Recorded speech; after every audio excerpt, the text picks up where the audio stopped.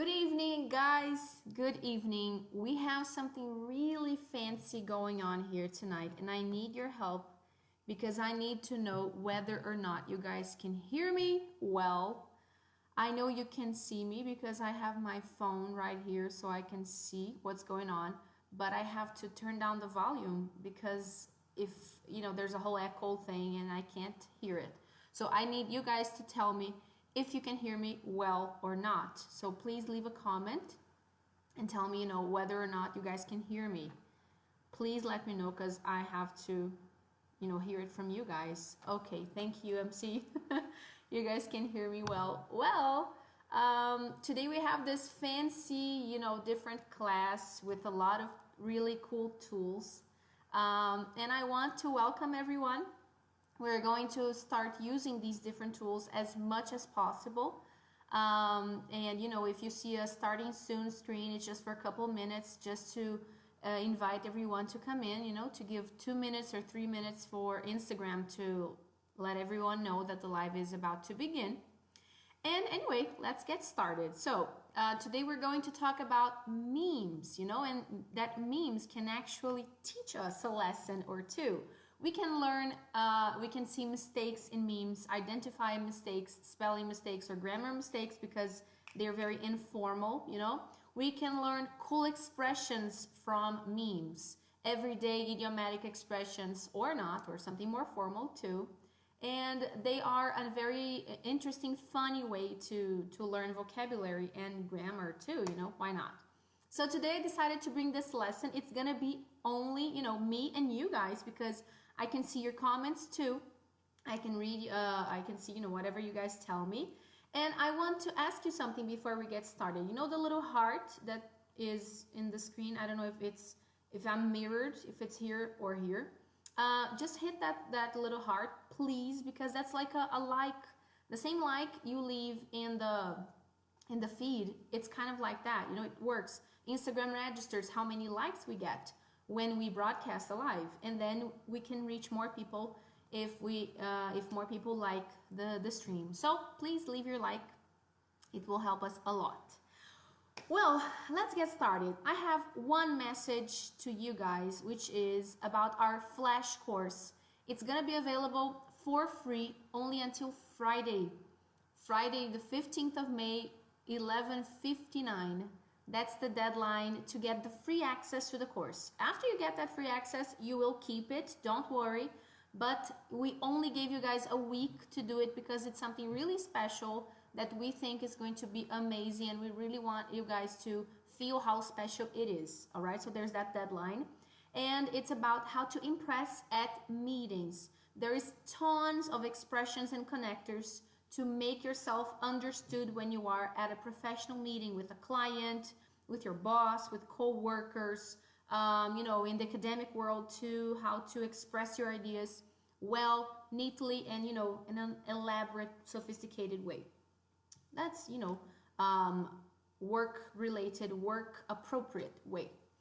So the link, I'm not sure if you can read. I think you can because I can see it in my phone. But if you want to type that link in your browser, it's gonna work. Or you can go to our highlights on Instagram, the destaques, the highlights. The first one is about this course. There's more information there. And you can also see the link again in case you want to. Okay, so messages given. Let's get started. Let's move on to our very first meme. So let's get started, you guys. The first meme that I want us to work with is actually this one. Me during quarantine. This is our friend SpongeBob, and I'm gonna read it because I'm not sure, since this is the first time that I am showing this to you guys, I'm gonna read it. And you guys can, if you can read it, you can follow me. Be productive because you won't get this much free time ever again. Or sleep and slack. Have fun, relax, because you won't get this much free time ever again. If you are here, that means you are the blue part of the book. You are on, be productive team. And so that's what we're gonna be doing today. We're gonna be making your time as productive as I can. The next one is this meme here. Who said sales was stressful? I'm 27 and I feel great. Yeah, we can see, friend. We can see that you really feel like a 27-year-old. Yeah, okay. So this meme has a couple of points, right? Things that I want to mention. The first one is reporting information. You know, he said, who said sales was stressful? He's using the past because it's a way to report. Hey, who said that? Of course, he's referring to the fact that sales is a stressful department, but he's using who said sales was stressful because he's reporting that information. So you have to change the verb to the past whenever you're using reported speech. We have a video about that if you want to check out the video on our channel. In our channel, you can check it out. It's there. And the other thing that I wanted to mention about this very young fella who works with sales, I think maybe we have someone that can talk about that here and watching our live today, that I've already seen him, is that sales, of course it's a plural word, right? Who said sales was stressful? But in this case, sales means the department, the area, not sales, 1 or 2 or 3 sales. So if you substitute it for marketing, who said marketing was stressful? If you substitute it for HR, who said HR was stressful? So it's a plural word, but it means sales department. So the verb is in the singular. So when you read memes and you're, in a more everyday situation, right? That's what you come across, and you have to keep your eyes open. Okay, so oh guys, I'm so sorry. You're still on the first one. Jesus Christ. See? First time, that's what happens. Okay, this is the meme. Look how young he is. Isn't he young? He looks 27 and he probably feels 27 too. So sales is a stressful department after all. Sorry guys, I won't make that mistake again. It was a first timer mistake. So the next one is this one. I got 99 problems to solve before my next business meeting. I got 99 problems and you ain't one of them. Okay, so this I got 99 problems is a famous, I think it's a famous song, if I'm not mistaken, but it became a meme too.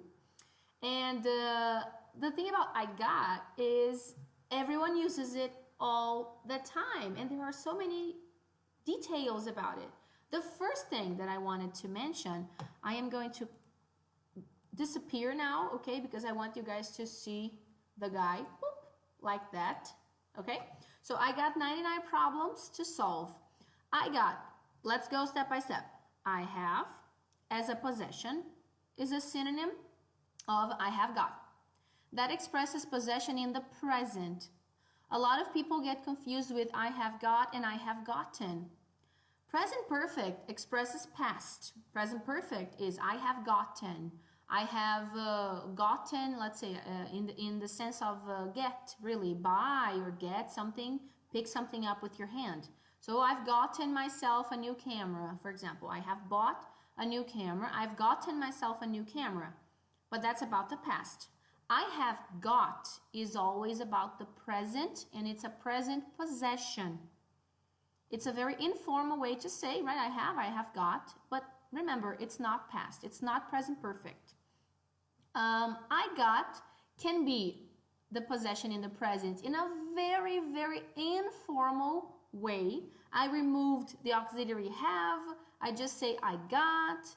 Or it can also be the simple past for I received. Depending on the context, you will need to pay close attention. You could get confused there. You can say I got a car. Maybe you received a car from someone. Maybe you have a car right now, but you're being very informal in the way that you say it. So just pay attention to the context of the situation, because it can mean both things. It can be I have, I got. I received, I got. So, continuing then, this little fella here, our friend, I have to is an obligation. I have to do something. Oops. I have to do something. I have got to do something. Also, they mean the same thing and they're very, very used. But in everyday life, people will always, when they're speaking, they will try to speak fast and to use the contractions. I have got to becomes I've got to, and that becomes I've gotta. I've gotta go, I've gotta travel, I've gotta buy new supplies for the company, I've gotta purchase something out of our budget. So all of those, possibilities have and have got so many options, of usage. And remember, contractions like I've got and I've got are more commonly used when you're speaking. Please don't write that in an email or a report. That is not possible to happen. And then last but not least, we have it kind of looks like one of those signs when you go to your eye doctor and you see the sign, the letters getting smaller and smaller. You have I have got to, I've got to, I've gotta, I gotta. Well, I gotta go. How many times have you heard an American on a sitcom or any kind of, movie saying, I gotta go, I gotta go, I gotta go. That's so common. And we need to use that too, and when I say informal, I'm not saying like only socially, in only social situations. That's not it. I'm saying speaking to a colleague, hey, you know what, I gotta go, I'm sorry, or I gotta go, bye-bye, see you tomorrow. But just remember, it's not something you will use if you want to be more well constructed, if you want to be more elaborate in what you're trying to say. So our fellow of the I got 99 problems and you ain't one of them, but I gotta solve them before my next business meeting, that's a very informal way to say I have or I have got 99 problems. Okie dokie. Moving on to our next meme. Here I am. We've got this fella right here. One does not simply do a 10-minute presentation. That is not something simple to do. So one does not simply do a 10-minute presentation. Has your boss ever asked you for no, just a 10-minute presentation, for tomorrow morning, for the board or for all of your colleagues or, to 3 clients, So it's not so simple. Someone can't just do a 10-minute presentation like that out of the blue. Yeah, and that happens, right, in real life. So what did I want to draw your attention to in this meme? The fact that 10-minute presentation is an expression, right? Like an adjective with a noun, a compound adjective with a noun. And minute is in the singular form. When we transform a number and a noun into an adjective, we never use the plural. The noun is never put in the plural. Like so. Let me show you some examples. We have a 10-minute presentation. A presentation that lasts for 10 minutes. A 10-minute presentation. So I brought 10-minute forward before the noun presentation and 10 number minute noun combined hyphenated. They have to be in the singular. So I'm never going to say 10 minutes presentation. I'm always going to say it's a 10-minute presentation. She's a 5-time winner. She's a 5-time Oscar winner. Brazil is how many times? 5-time champion, right? Yeah. Brazil is a 5-time soccer World Cup champion. A 25-story building. There is a new building in, I don't know, in São Paulo. It's a 25-story building. I brought here some examples with time, right? Minute, which represents time. 5-time, a noun that is like super everyday, regular, talking about the multiplication of actions. And story, which is a concrete element, a floor of a building, something concrete. So you can use it with anything that you want to express, you know, like that. It's a building that has 25 stories. It's a 25-story building. We are always saying that, you know, if you watched our video last night, the video that was super cool, MC and her friend, her co-worker, Shelly Jean, a Canadian, super charismatic woman. I loved her. They were talking about how easy and simple English is and how English can, you know, reduce the message in a few words. And you guys, this kind of adjective just proves it to us. We don't have anything like that in Portuguese, you know. We need to make the connections, like it's a building of 25 stories, or it's a building with 25 stories or 25 floors. And in English, everything can become an adjective. It's so amazing and so magical. So we have our little friend there. One does not simply do a 10-minute presentation. If you want, whoever wants it, I can email this meme and you can just send it to your boss or save it as a figurinha and send it to your boss whenever he asks you to do something. It's just a quick presentation. It's nothing major. Yeah, right. Been there, done that. Next meme, we're going to talk about this. I'm going to read this one because you are probably not going to be able to read it. Actually, you might. Okay, but I'm going to read it anyway in case you are far from the phone. I know some people like to listen to the live, not necessarily, you know, connected to the phone, looking at it. If the English language, okay, so I'm going to be a little more dramatic right now. Okay. If the English language could stop inventing words that sound the same but are spelled different, that'd be great. That'd be great. That'd be great. That would be great. But look at how they spell great. What is wrong with that spelling, you guys? And what does that actually mean? I'm gonna give you guys a couple of seconds. Don't forget to check it out later. Okay, I don't know what you meant, MC. Okay, but anyway. So what does that mean, you guys? Great. Yes, Carol has just spelled it. There's a little bit of a delay. Okay, guys, a couple seconds before it goes to Instagram. So there is a little bit of a delay. That's it. So that's how you spell it. Great. It's Great. And great, as it is spelled here, what does that mean? Okay, MC meant to check out the video. All right, yes, check out the video later, the Shelly Jean video, emojis and expressions. So it means to get cheese, and you know, if you want like to eat a big pasta dish and you grate the cheese like that and little pieces of cheese fall off. So what is incredible in English, and we just love English for that, you know, we would kiss it if we could, is that many times we have words that sound the same, but they are spelled differently. Like these ones. Let me show you these examples. Made, peace, and peace. Oops, sorry, there's a little typo here. There's an extra A. Okay? Forget that A. Sorry, I'll correct that typo later. But anyway, if you write any of these words incorrectly, like if you're writing an email and you write made incorrectly, or peace, as in peace and love, and piece, a piece of cake, incorrectly, you know, a lot of trouble there. Through and the preposition through, the past of throw and the preposition through, week and 7 days, week, wear, clothes, and wear.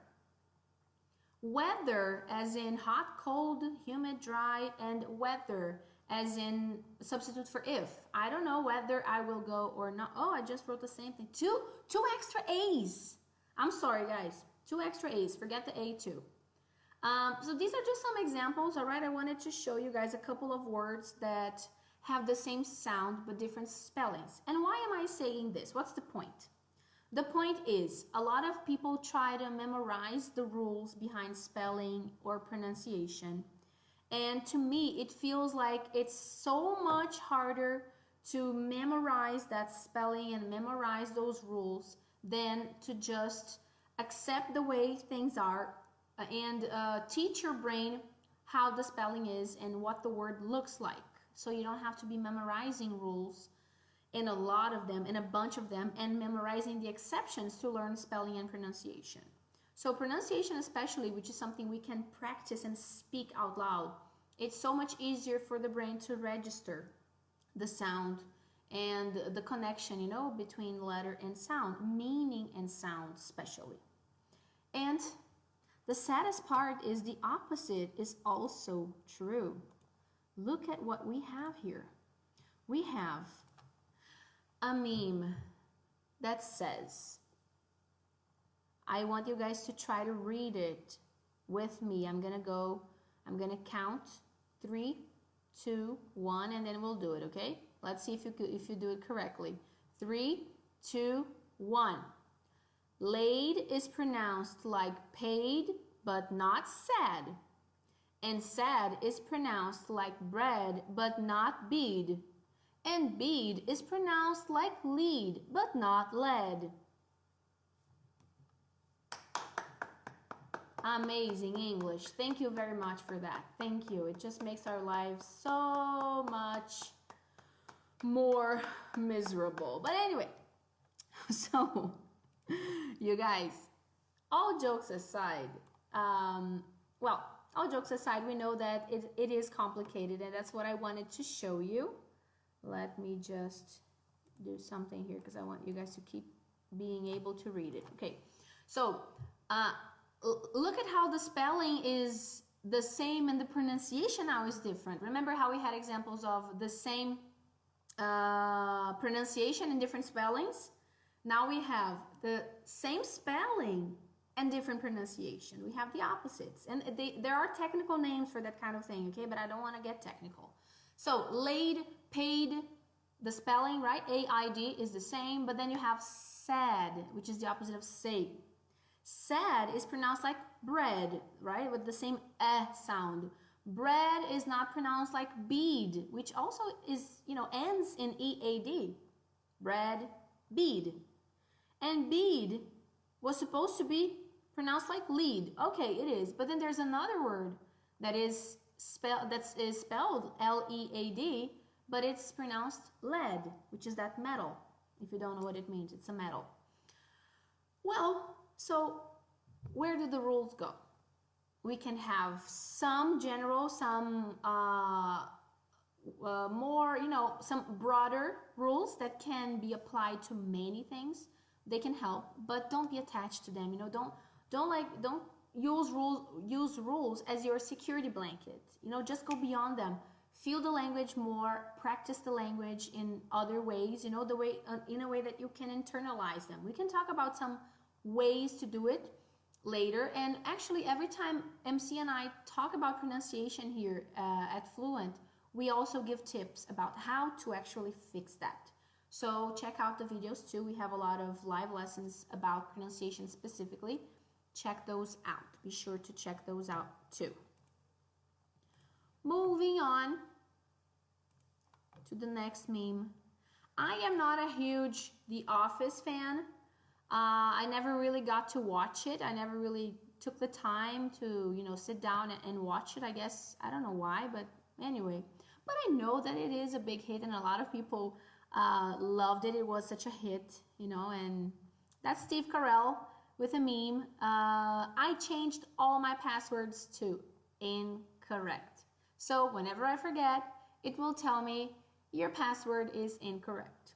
Haha, that's not so funny. That's not such a funny meme.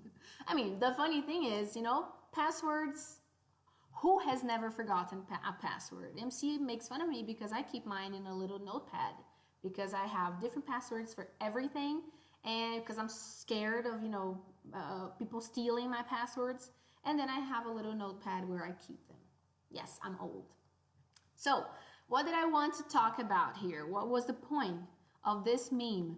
The point was to talk about will and whether or not will is actually the future that we so learn when we are beginning our English studies, when we are starting, you know, when we are basic students and we are starting to learn the future, we learn will and we hold on to it, you know, like, I don't know, like super glue or something, or a very needy person towards their loved one. I don't know why, but will is so much more than just a simple future, you know, and we go like, it's future, I will, eu vou e tal, it's will.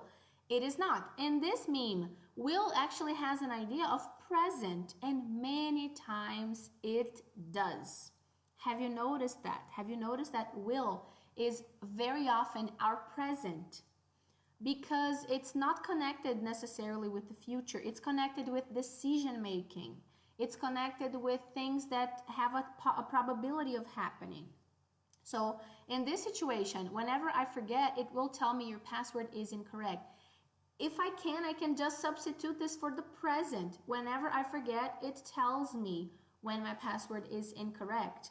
So it's not about what is going to happen, a plan or, you know, something for the future. It's about something that happens frequently. And it's kind of also in that idea of decision making, which, you know, I can make a full class only about will and willingness and decision, because I think it's worth it. I think a lot of people don't really know about that meaning, and I see so often when I'm watching movies and I get like the captions are in the future in Portuguese, and the person is actually saying like, oh, will you please come with me? The person is actually asking like, please come with me. It's not like, are you going to come with me? It's just, please come right now. And the captions go, você vai comigo, você irá comigo, something like that. But it's actually not future. It's like, just do it right now, please come.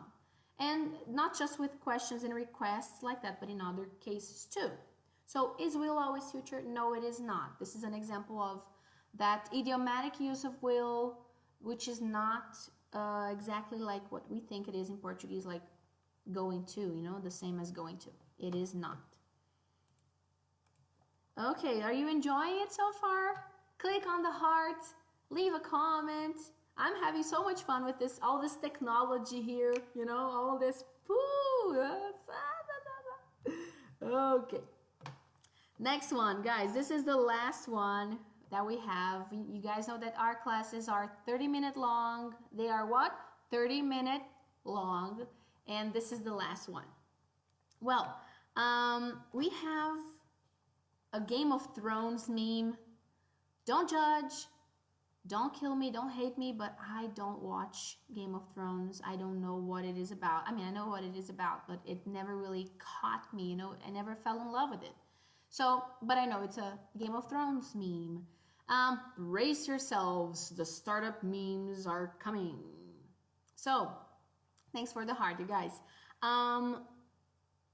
Okay, so brace yourselves means prepare yourselves. It's kind of like, you know, lean on to something, hold on to something, because there's heavy stuff coming, you know, on the way. There's heavy stuff on the way. So this expression is actually very formal.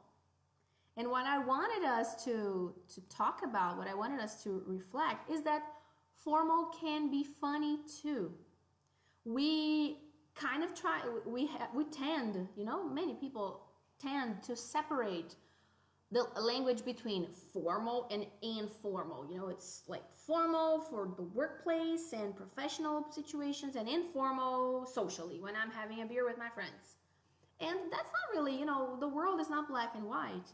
The things are not really like that. So if you use a formal expression in an informal situation, you know, depending on what's going on, if you are a person that likes to be funny, that likes to use humor, irony, sarcasm, you know, in a more, I don't know, relaxed, chilled situation, why not use formal expressions? So don't just discharge them. If you're watching a movie, reading a book, and you're like, oh, this is too formal, I don't care about this vocabulary, why not? You know, formal can be funny too. I have some examples here that, you know, If you want to say no to someone in a funny way, you know, and like, you know, when you say no but you want to say yes, and someone, it might be scared of asking you for something, like, oh, can I please borrow your charger, because, you know, and then you're like, oh, come on, you most certainly cannot, you know, in a sarcastic way. So you most certainly cannot is a super formal way of saying you can't. So you use it sarcastically, ironically. You know, shall we? To invite someone to do something, instead of saying let's go, shall we? Shall we go? It's, you know, a polite way, but it's super cute, you know, to do it even in a very informal situation. You feel that it's not on purpose, you know, you're being formal on purpose. You know that it's not the situation that requires that formality. It doesn't require that, but you're doing it anyway. My deepest apologies, you know, if you want to be ironic, or oh my god, I'm so sorry. Oh, did I don't know, I accidentally stepped on your dog's paw. Oh my god, my deepest apologies. I'm so sorry. You know, so you're being nice, you're being cute, using formality. So don't be scared of formal. Formal is funny. Just use it wisely. You know, get the timing, get the moment, but don't just discharge formal expressions because they are too formal.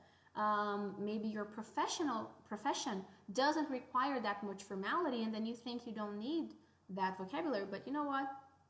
Anything that we can learn, any extra vocabulary, you know, can be useful. So it's just a message that I wanted us to think about, you know, that even though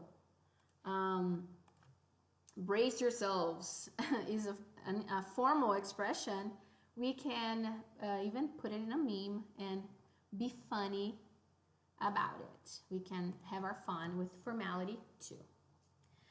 You guys, well, these were the message. This was the lesson of the day. I wanted us to use memes to be funny, to be light, and to see English being used on the internet, you know, by real people. And the final messages that I have for you guys today is, we are here live every Wednesday, 9 p.m. Brazil time. I know that there are people who don't live in Brazil that follow us.